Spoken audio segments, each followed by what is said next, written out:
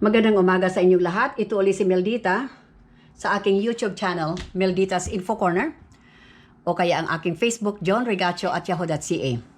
Ito na yung Tagalog version ng aking huling video. At ang sabi ko nga, promise ko ito na ang pinakahuli. Okay, hemodialysis ba o kidney transplant? Kayo bang magbabayad o may magbabayad? Katulad ng healthcare or charity. So kung kayo, di sarili nyong pera ang gagamitin ninyo, yan ang private. Pag healthcare naman, aywan ko kung PhilHealth, kung magkano, kung sa Pilipinas, magkano ang kanyang kaya na pambayad dito sa pasyente kung hindi siya magbayad, pero o kaya charity. Dito sa healthcare at saka sa charity, i-assess ang pasyente kung talagang hindi niya kaya hanggang, kung kaya o hindi. Pag sinabi, usually hindi nga nila kaya nga lumalapit sila ng tulong. Ngayon, aywan ko kung yung PhilHealth, kung magkano ano niya rito, token niya sa dialysis, yung charity, kung yung charity full, siguro ang payment, siguro may full payment ito, ang charity. Okay, so ngayon, usually, pag charity naman, ang maaring i-cover lang nila siguro dialysis, hindi ang kidney transplant. Ang healthcare, aywan ko kung PhilHealth, kung magkano ang share ng PhilHealth pagdating sa dialysis ng pasyente na isang mahirap. Okay, there we go. Ngayon, magkano ang gastos sa hemodialysis kung ikaw ay nagbabayad? Okay, dito, example ko dito dyan sa atin, sa Pilipinas. Kasi itong presyo na to, luma, aywan ko, mayroon sa atang bago, hindi ko alam pa yung bago. Pag isang beses ka ma-dialysis yan, 4,000. Kapag 3 beses sa isang linggo, edi 12,000. Kapag 12 times ang dialysis mo sa isang buwan, di 60,000. Okay, di napakalaki ang pera na yan kahit may abroad. Sa pagpapadala ng pera, kung sakali man sila ang source of ng pera, may kalakihan talaga. 60,000 pesos a month ito. Pero kung mayroon ka ng kidney transplant, wala na. Pero ang problema sa transplant, gamot. Pero alin sa dalawa, nasa sa inyo yan. Magkano ang gastos mo naman kung sa kidney transplant medicine at saka yung blood works? Ang blood works ng kidney transplant, usually yan, sa unang buwan, twice a week. 2 beses sa isang linggo. Titignan nila yung mga blood works mo, lahat yan makikita dyan. At pati na rin yung level ng iniinom mo na tacrolimus. Yan malalaman para maibaba o may taas ang kanyang dose. Ang second month, once a week. Ang third month, once a month yan. At every month, isang beses sa isang buwan yan. Ngayon, yan ang blood work. Siyempre, dahil kayo ang magbabayad, ito ang gagastusin nyo. Ngayon, kung nakita ng doktor na may abnormal sa blood work, sasabihan ka na magpapa-blood work ka in a day or two para makita kung tama ba o hindi yung resulta. Okay, para magawa ng paraan. Yung anti-rejection medication yan, usually ang doktor nagpa-prescribe yan, tacrolimus, mycophenolate, prednisone. Yung talagang rejection drug, anti-rejection drugs ay tacrolimus at saka mycophenolate. Yung tacrolimus, mycophenolate, 2 beses sa isang araw. Yung prednisone, 1 beses lang sa isang araw. Pero mahal itong mga gamot na ito. Tacrolimus mahal, ang mycophenolate mahal. Ngayon kung mas mataas yung doses ng mga gamot na to, mas mahal din ang presyo. Okay, so bago natin pag-usapan ng isang pasyente na mayroon siyang sakit na hypertension at saka high blood sugar or non-insulin diabetes mellitus 2, pag-usapan natin ang trabaho ng isang malusog na kidney. Okay, itong kidney nito, okay, ito left kidney ito, kumuha tayo ng piraso. Ilagay ko dito para lumaki, hindi ito nakikita, yung cell hindi nakikita ng mata. Maliit ito, pero demonstration lang ito. Okay, malinis na dugo, may oxygen yan, dadaan dito sa mas malaking arteriole na ito. Itong tinatawag na afferent arteriole.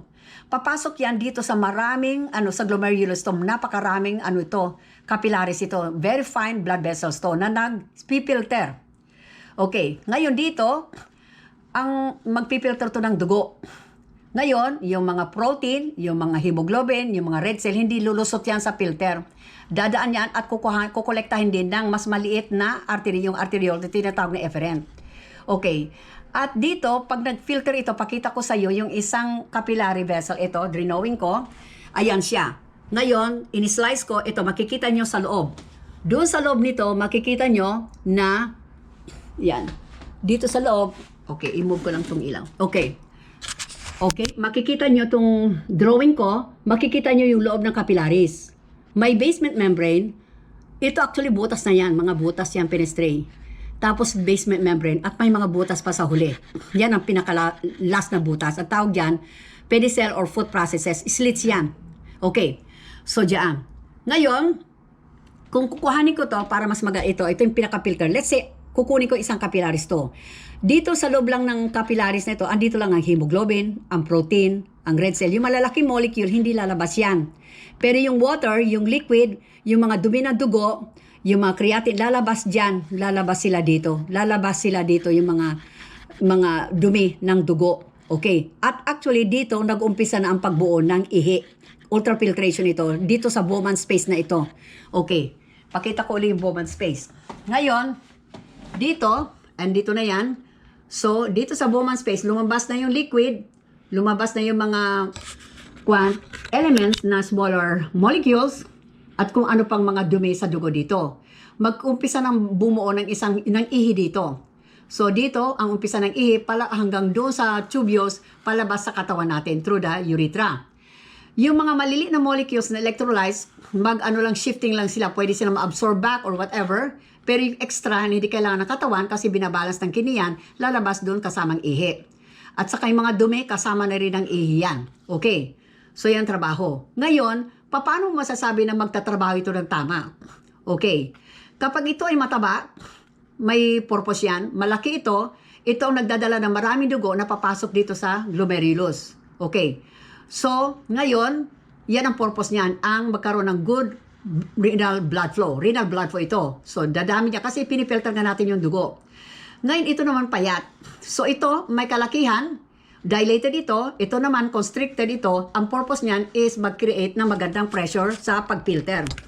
Ang tawag doon sa pressure na yan ay hydrostatic pressure sa loob ng mga capillaries yan, ng glomerulus. Kasi glomerulus yan, mga capillaries yan ng glomerulus. Sa loob ng capillary, mayroong tinatawag tayong hydrostatic pressure. Kung ito'y malaki, ito'y payat, magkakaroon tayo ng increased hydrostatic pressure. Maganda ang filtration. Pero, may mga factors pa yan nakakatulong doon sa pag-filter. Kailangan magandang blood pressure mo. Kailangan yung cardiac output maganda. So, ibig sabihin, nagbobomba yung puso mo na maganda. Kailangan yung Bowman pressure mo, yung hydrostatic pressure niya mababa. Ganyan. Yan ang normal yan. So, increase hydrostatic pressure, lower hydrostatic pressure ng Bowman space, mataba ito, payat yan, at saka yung blood pressure, everything, magkakaroon tayo ng magandang filtration. Ang tawag dyan, glomerular capillary filtration. Okay. So, dito naman, ang pasyente, sabi niya, ayaw niyang magpagamot. So, ayaw niya nang gamutin yung kanyang high blood pressure at saka diabetes niyan. Ayaw niya. Okay, kung ayaw niya, mag-umpisa na rin masisira yung kidney. Okay. Makikita niyo yung kidney natin dito na malaki-laki. Ito ay magiging stiff. Hindi na to flexible. Magiging stiff din itong itong arterial na to na efferent. So, pagiging nag-stiff yan, maninigas itong isa, pati na yung maliliit na blood vessels, maninigas sila. Ang mangyayari dyan, kikipot ang daan ng dugo. Di ba kailangan natin mag-filter itong kidney na maraming dugo? Hindi ngayon siya makakuha ng maraming blood para i-filter niya kasi makipot yung daan ng dugo. Okay, sometimes maaaring mag-block pa. So, yun. So, yan. So, ang mangyari dito, pag makipot, konti ang dugo, etc. So, maapektuhan yung filtration. So, anong mangyayari sa filtration niya? Hindi maganda. Babagsak ang pag-filter niya.